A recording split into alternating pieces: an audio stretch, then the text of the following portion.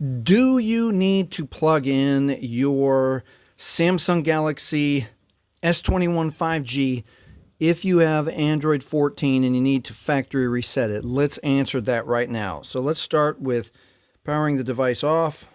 Powering the device off.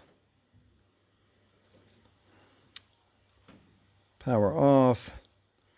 And almost universally, to factory reset a device, it's you hold volume up and power at the exact same time. So I'm going to wait just a second. I felt it vibrate to power off. I'm going to wait a few more seconds. And now let's see. I'm going to hold volume up and power at the exact same time. I'm going to let go when I see the Samsung logo. And what happens? Will it turn on, or will the Android recovery menu pop up for us?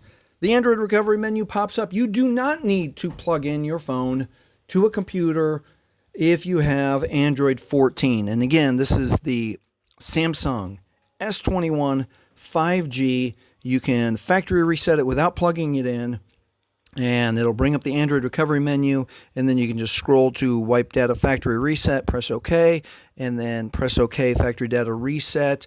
And that is how you factory reset your Samsung Galaxy S21 5G with Android 14. You do not need to plug it in. If this has helped you, please like, please subscribe. Thank you for watching.